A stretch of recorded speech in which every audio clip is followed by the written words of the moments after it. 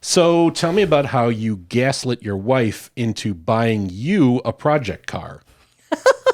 All right. So right now, there's pent-up cash, pent-up demand, and how the housing market is gone wild. So has used cars. Used cars, the price on them has gone crazy. And we were down to one car as of last year. And we said, all right, well, the time has come. We got to buy a second car. And I was making myself crazy trying to figure out something relatively inexpensive, fun, that would get me around. And I was struggling with it so much that I was like, let's just get a minivan. Just give up. And she was like, no. And I said, I need you to have an opinion. And she said, I have always wanted a vintage VW Beetle, and I almost bought one twice in my life. And I immediately said, well, how much could that cost? Like, go look it up. It's sure, like 2 days later, she'd found one she wanted. We made offers on 3, and we ended up with a 1979 VW Super Beetle convertible. But so what has really happened here is what it's known as a project car. It's just when you're a dork that cares too much about doing car stuff, you have a car with a bunch of shit that's broken on it, and then you get to fix it. Some people apparently find this enjoyable. So what happened is you got your wife to say to you, Kurt, please buy yourself a project car so you can hang out in the garage and show off all the cool little things you did. We're very much in alignment on this purchase, though straight up everybody is like, well, this is clearly one of Kurt's harebrained ideas. Yeah. And it really wasn't. Keep telling yourself that, buddy. I swear, she picked it out. She paid for it. It is titled to her. I swear it's her car. And I'm thrilled to death to be able to work on it. Yeah. And get this. Oh, so here comes the free plug. We have a podcast listener who owns what is the largest VW, like vintage air-cooled VW parts site, JBugs. And he was a very valuable resource. Oh, good. When, in finding out, like, all right, here's what to look for, and here's some issues. And yeah, you were talking about it to me. You were like, all right, well, the brake lights don't, the backup lights don't work. The electrical system's totally screwed. The fuel gauge doesn't work. All the speakers are weird. The radio doesn't work right. I give it like a B+. It's really good. And I'm like, what are you talking about? My cars are pass fail. Does something not work? Fail. If you just want one single no hassle car, sure. But if you just want to torture yourself and call it fun, get yourself a vintage car.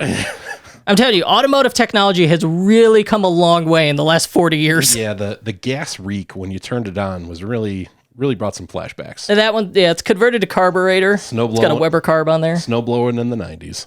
Yeah, well, it's funny. It's like as soon as Julie started it for the first time, she immediately goes, "Oh my gosh, it reminds me of my childhood." Like gas smell? Yeah, like getting brain damage? Yeah. Well, now the garage permanently reeks of gasoline. Just always, you walk in there, you're like, whoa! That's carcinogenic. That's a great choice you've made. Gotta put a Prop 65 warning in here. Yeah, Prop 65 warning on your house.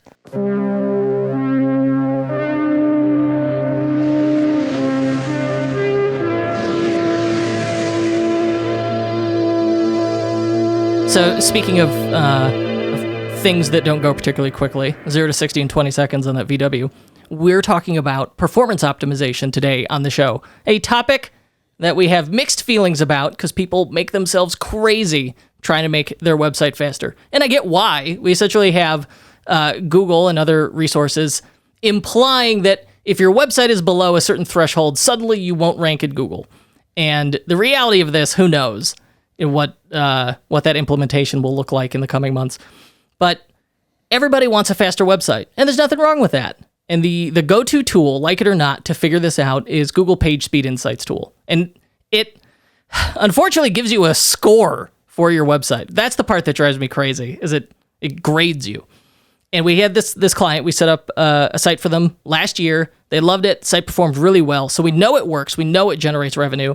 And he had someone performance optimize it for him. And out of curiosity, I ran it through. Let's settle down here for a second. He didn't have someone performance optimize it for him. He was teaching you the test. It straight up was he wanted his page speed score to be higher. Okay. Because he bought into this idea. I can't believe we're fucking talking about Google PageSpeed again. Every time I think I'm out, they pull me back in. And so he was like, I got a guy, and he increased my PageSpeed score. And this is cropping back up again because Google invented a bunch of statistics, and then these statistics are going to be part of Core Web Vitals. And then they said that Core Web Vitals are now going to be part of the ranking factors for your Google ranking. So everybody's in a panic to increase this score. Yeah, the score. But they keep pushing it back. It was like, it's going to be in the fall. And they were like, it's going to be in March. And then last week they were like, it'll slowly start rolling out in June. And so it's not affecting anyone yet, and it hasn't launched it all yet. And yet again, I'm looking through Google's FAQs here, but every time they've talked about it, they have made it clear better content will always win. These Core Web Vitals are merely a tiebreaker. Where they were like, maybe the Core Web Vitals will help you rank one slot higher because it was a tiebreaker. You will not be delisted or lose your Google rankings at all. But if you do this thing this guy did, you might be delisted. Oh, okay. So ultimately, we have this score that's making people crazy, whether we like it or not. And we've made 12 podcasts about it and how we hate it. Yes. And also a testing tool that makes fun of it. We have our own speed test tool. That's just great. Gives you 110 out of 100 every time. It's funny.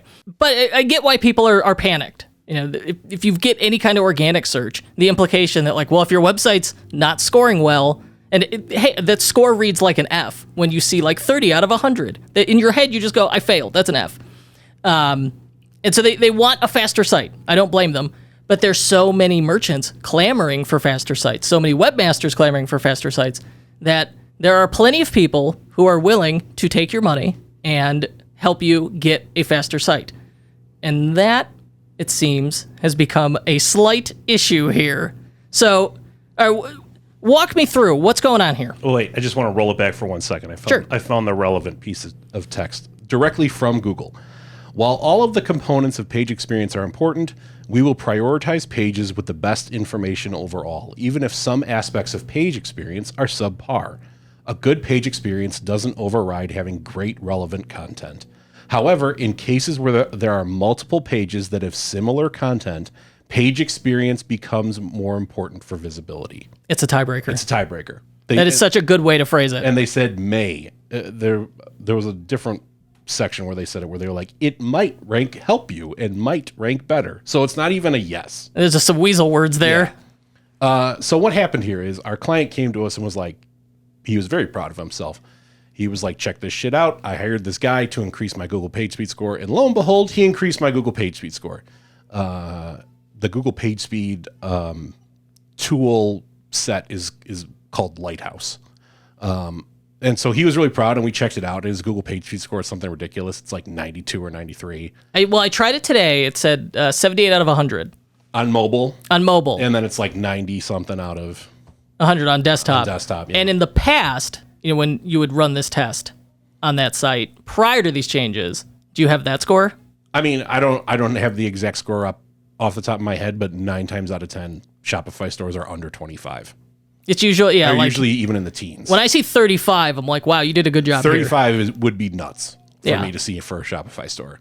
And I mean, again, we have multi-millions dollar clients who make tens of millions of dollars a year, and their PageSpeed scores are like 12. Yeah. Yes. No, all our stores that do periodically 7 figures in a month, all of them have PageSpeed scores 10 to 15. Yeah.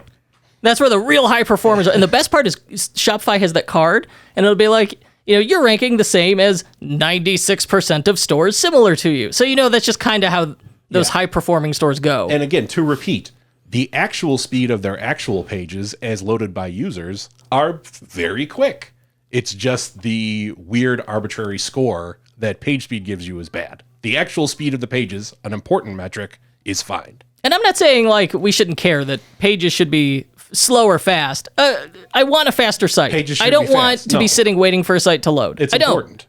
So I got annoyed that I was like, how did this pull this off? 'Cause Yeah. it smelled funny to me. It was I wasn't too fast. It smelled funny. It didn't smell funny to me. I saw it as an opportunity. I said, "Oh my gosh, someone cracked the code. Someone did it." And this is, I can think of 20 people who would immediately yell, "Take my money," to have us implement the same optimization. I would love to be able to go to people and say, "Hey, how do you do this?"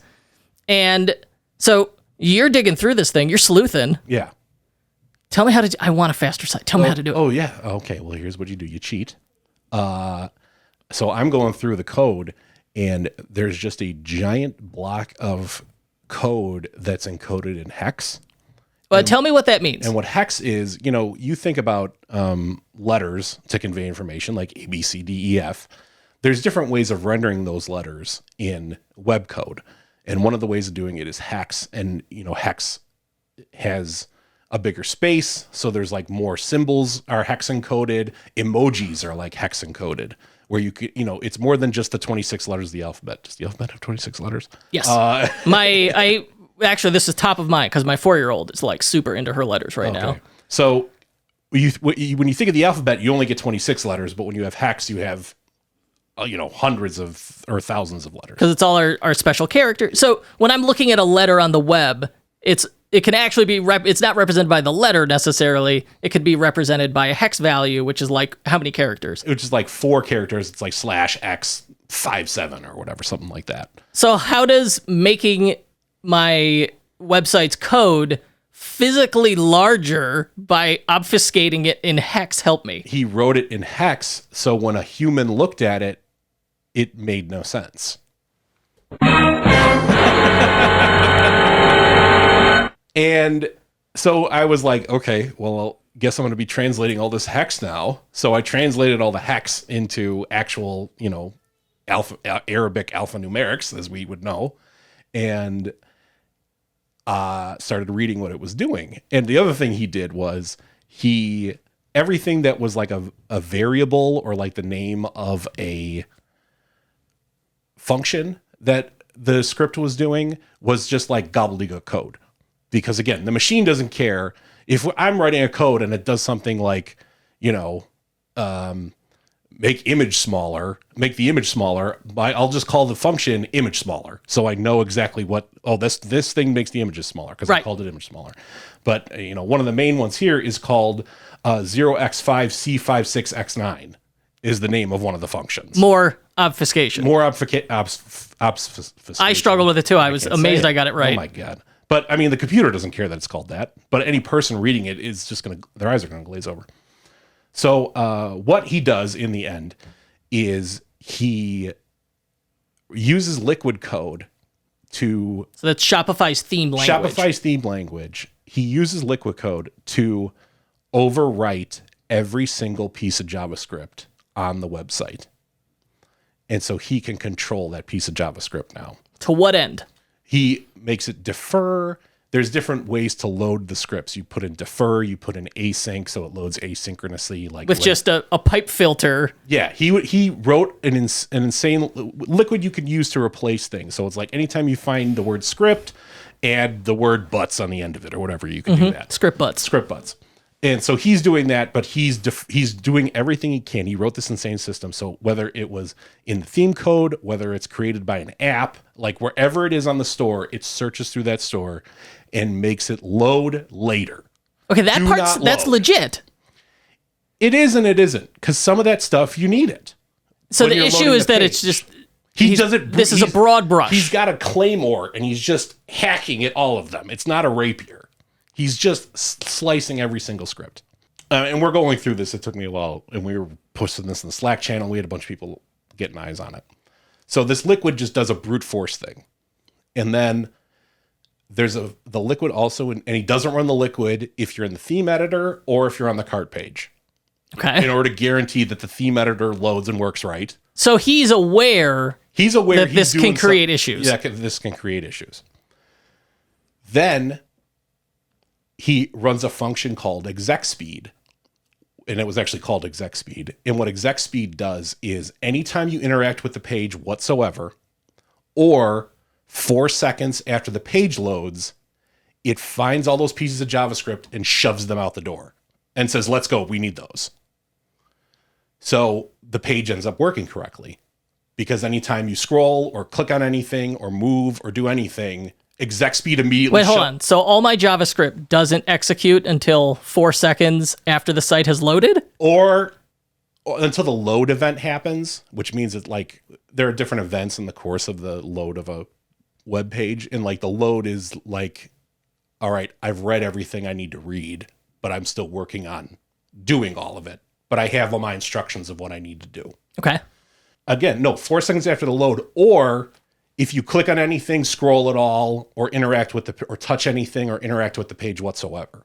This feels like it would break a lot of functions, apps, etc. It doesn't, because if you do anything whatsoever, it loads it up, or 4 seconds after the page load if you're just staring at the screen. I mean, 4 seconds after the page load in general is probably when the page has completely finished loading if you have a good page. So it's really invisible to the naked eye.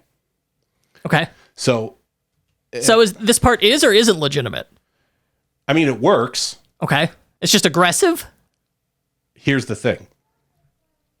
So we're using liquid code, which happens first. That happens on Shopify side. The JavaScript runs in the browser.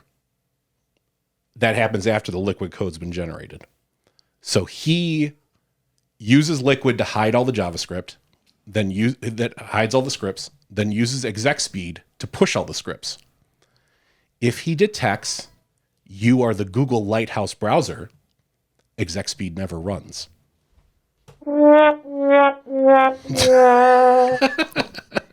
So, all right, I think I know what the end result here would be.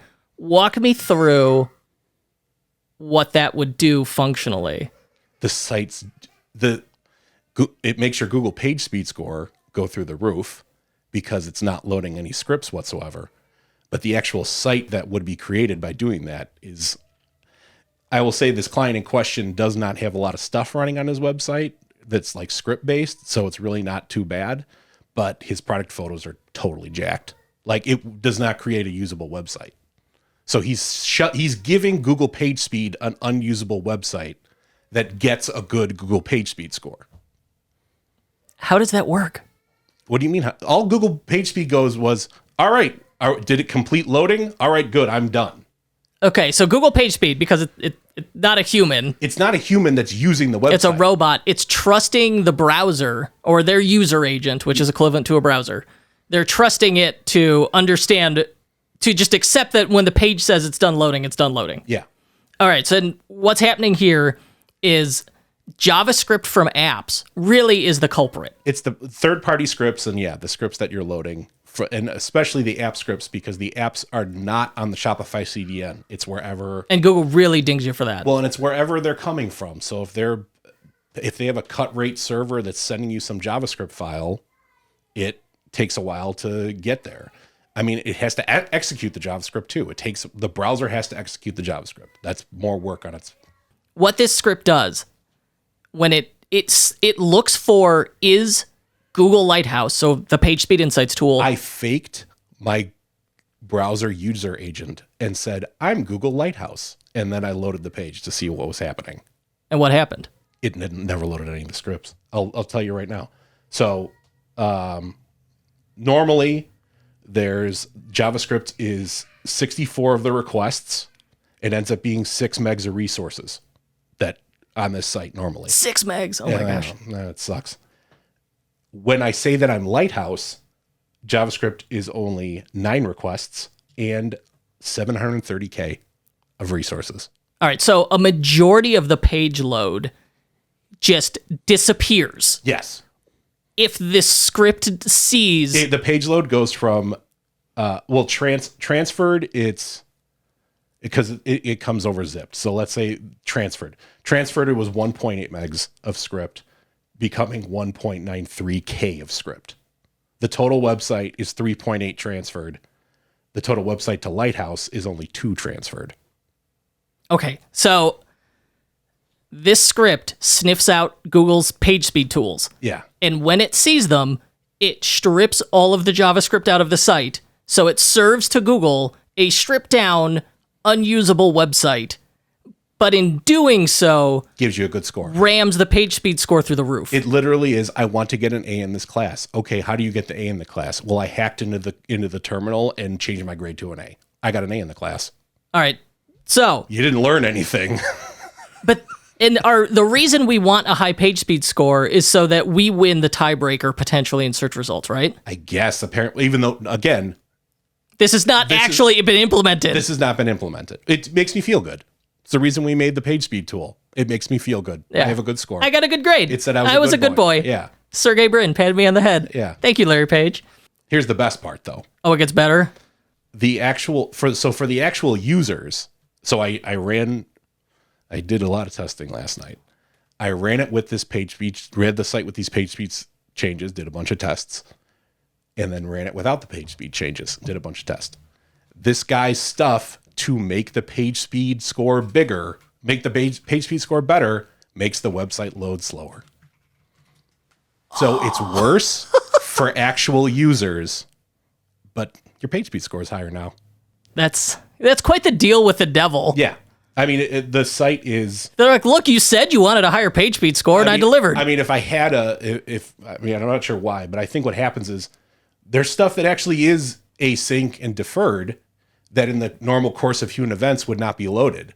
But when exec speed runs and goes, all of you, get out the door, stuff gets loaded that normally wouldn't have gotten loaded.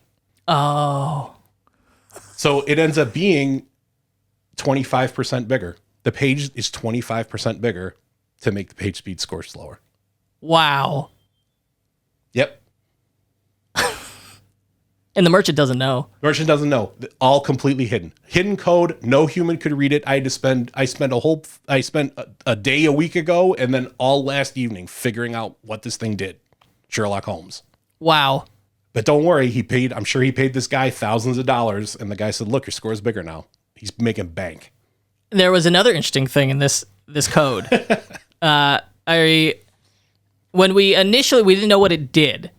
You had tried just shoving it onto a different store. Well, what I did, into a test store. Well, the thing in the hex code is this guy checks to see, he's really worried. He checks to see what domain, he hard codes your domain.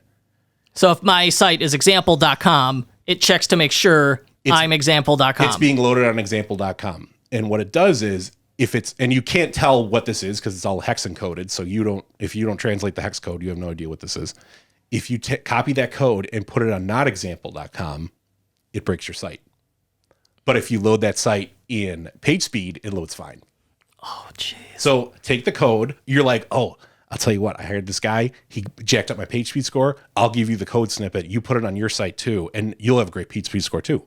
You do it. You put it on your website. You check your PageSpeed score on your website. It's great now. It is. It's 90 now. I'm doing a great job.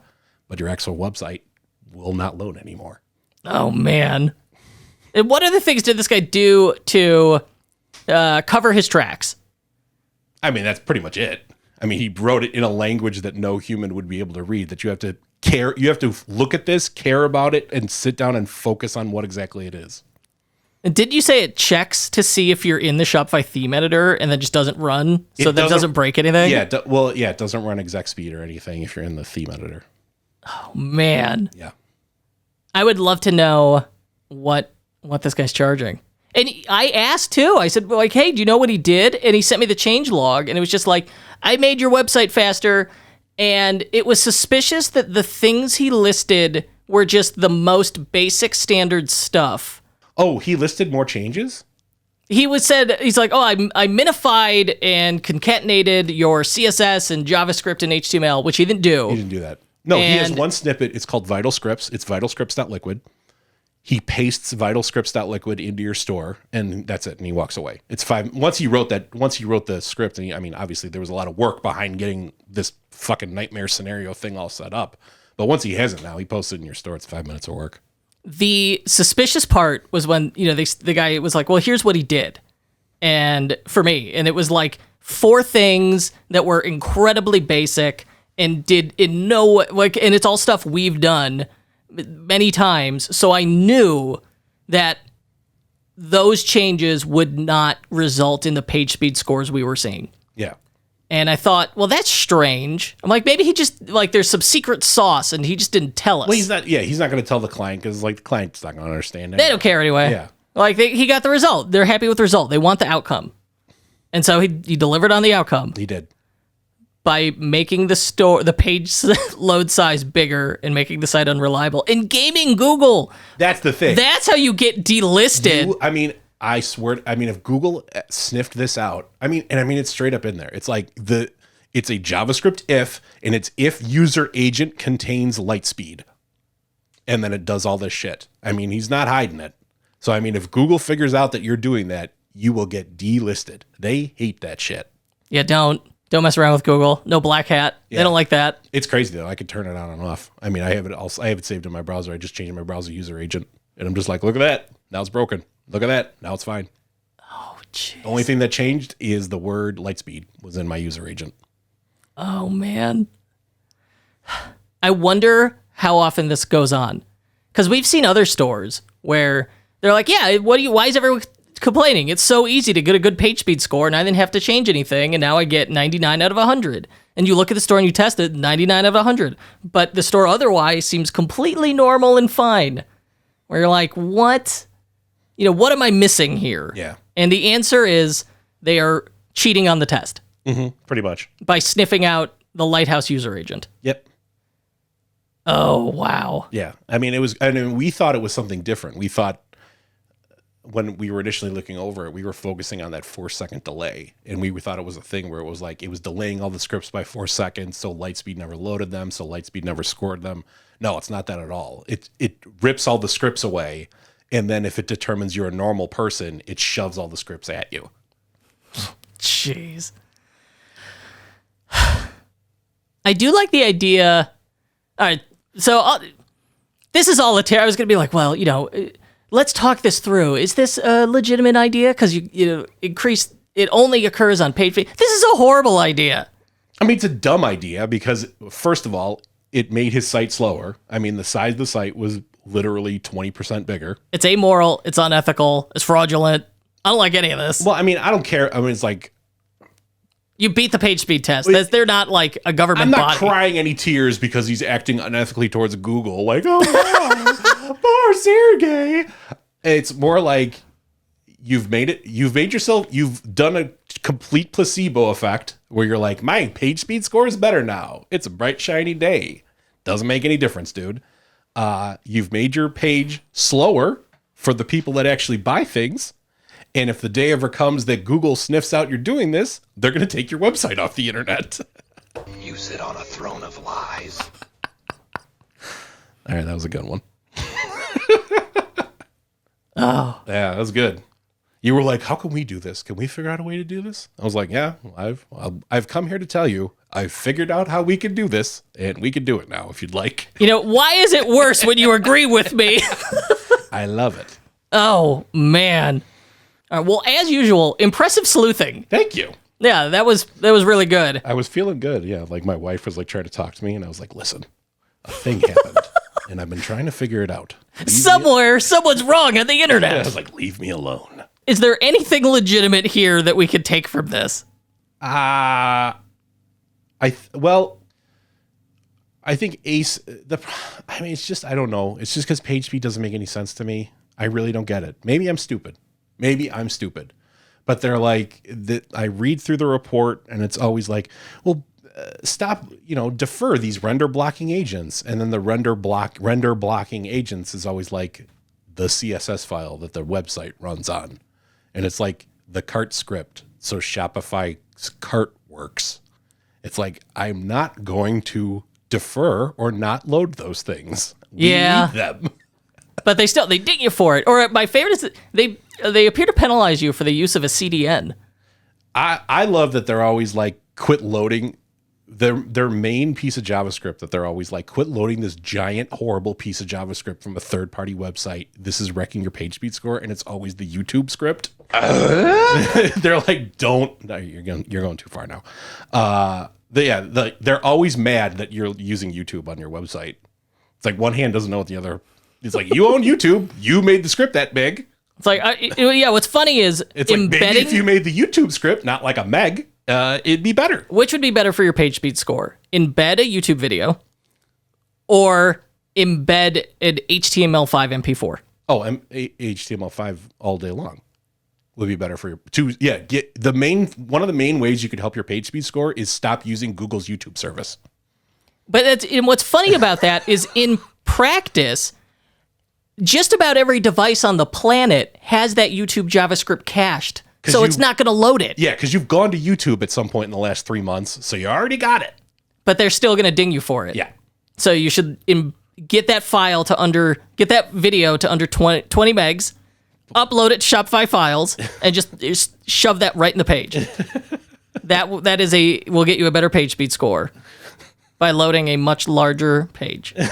Yes. Yeah. But I mean that you put a cover photo on it and it defers the load, or it loads async. Yeah, no. It works pretty well. But it is fun to tweet Google about page speed's strange idiosyncrasies. Yeah. I mean, the finish time without this hack on the site was 11 seconds. And again, finish is like literally the last thing at the bottom of the page that was like the chat widget or whatever. The page was useful way before 11 seconds. But with this Lightspeed hack, the finish time was 4 seconds because he's just... Yeah, a whole lot of stuff goes away. He's just not loading it. And but again, who cares if the site works because no human will interact with it. The part I do like using a pipe filter on the content for header tag in the theme. That was diabolical. He really thought his way through. He's like replacing things inside every single script to like find a way to like make that script load later and later in the stack. He's like replacing the actual third-party scripts. Like the truth is, this entire thing is incredibly clever. It's super clever. It's just wildly misguided. Oh, it's just a scam. And we know it's fraudulent because none of this was mentioned to the client, and he misrepresented the work. Yeah. He said like, "Whoa, I minified this and concatenated that," and he didn't actually do any of that work. On the one hand, he could just be like, "Listen, you want to con Google PageSpeed? I can con Google PageSpeed." That would be different. That would be different. He knows he's doing. He has the what's it called? He's got the mens rea. He knows he's guilty. He knows he's guilty of doing a bad thing because he's not telling anyone about it. Yes. Yeah. He's covering his tracks, and that's the smoking gun. Yeah. It was as soon as that thing... He was just like, what? I just thought I was doing a cool thing and screwing Google over. Cool. Why'd you hide it so much? Yeah. As soon as you said, hey, this JavaScript's obfuscated, I thought, well, maybe he's paranoid. And then you said, hey, it's sniffing for the Lighthouse user agent. And that's when the alarm bells were going off. Like, uh-oh. And yeah, wow. Excellent research. Thank you. I'm pleased with myself. Is there anything legitimate one can do to improve their page speed score? Uninstall all of your apps. Yeah. Stop using Google Fonts entirely. I mean, just go. The main way to get a 100 Google page speed score is to visit paulrita.com and look at that website and make your website like that. And you will get a 100 page speed score. Your website is largely plain text on a white background with no images. It's a white background with 3 p tags, 3 paragraphs of text. Of bare text. And you score 100 of 100. And I get 100 of 100. On mobile and desktop? On mobile and desktop. Now, I don't think I will be doing $1 million a month on my website. So if you want to do $1 million a month on your Shopify store, maybe you need to deal with the fact that you won't get a good page speed score. Because it's just the reality of it. And the thing is, the worst part is, so I get a 100 page speed score. I called my mortgage company and they would not accept my 100 page speed score to pay my mortgage. But they would accept the $1 million a month I would make on my Shopify store. So I decided to go with that because apparently page speed scores don't pay the mortgage. Really? Yeah, they don't. Oh, wow. You don't say. So is there anything legitimate I could do here? No, we're done. I'm done. I don't talk about page speed anymore. Oh, okay. Well, all right, here's a better question. If you come to us with your page speed score as a client, my feeling is you're fired. Oh, jeez. Go away. So we've got, all right, what if you paid some guy, and in a suspiciously quick time, he made your website much, much faster in page speed, Not in reality. But not in reality. I have to reiterate, people attack us for this. They're like, they say that website should be slow. I know. I hate the way we get when we're like, hey, PageSpeed sucks, and it gets mischaracterized as like, well, I disagree with Kurt and Paul because I think websites should be fast. I think they should be fast too. PageSpeed sucks though. The problem is it's called PageSpeed. If I was like, Windows sucks, and they're like, Paul wants to live in a basement. Like, that's not, I wasn't talking about that Windows. I was talking about the other Windows. Yeah, we're talking about the tool, the actual testing tool. So how do I, all right, so let's say I hired a guy and now my page speed score is suspiciously good. How do I verify that I have not been bamboozled? I think that's what I want to close with. I mean, I guess, what's it called? It's, well, is there a practical way to do the user agent test the way you did? well, here's the thing. It involves using the Google Inspect Element tool and the network tab in the Inspect Element tool. If you are smart enough to use the Google developer tools and use the network tab, you can check your own website speed yourself. It tells you how fast everything loads on your website, the biggest files on your website, how big your website is, all that stuff. Screw page speed. It'll tell you right there in your own damn browser. So, but that's how you do it. You have to go in that network tab and you can change your user agent in there. Okay, I accept this. You know, when I talk to people who are legitimate and performance optimize Shopify themes, the answer is always the same. They're like, uninstall as many apps and scripts as you can, as is reasonable. Yeah. Because you can't get rid of all of them. And make sure you're not loading gigantic images. Resize your images is number 2. That's moot now, especially for our Turbo clients, because Turbo uses a thing called a source set, where in JavaScript, where it looks to see the size of the box that image is appearing in, and then calls the size of the image that is appropriate for that box. So no more like 100 by 100 images that are on the page, but then when you look at the image, it's actually 3,000 by 3,000. That doesn't happen anymore. So really, it's all apps now. That's the only thing that can fuck your site speed now, or make it better, or whatever. It's all third-party apps or tracking things or whatever you've jammed in the footer. That's the whole ball game. You're right. I know you're 100% right. But nobody wants to hear it because they don't want to I don't want to give up all my apps. I don't want to give up all my tracking scripts, and I want my page speed score to go up. It's just like, if it makes the page speed score go down by 10 points, but it increased revenue by 20%. Again, which would you rather have here?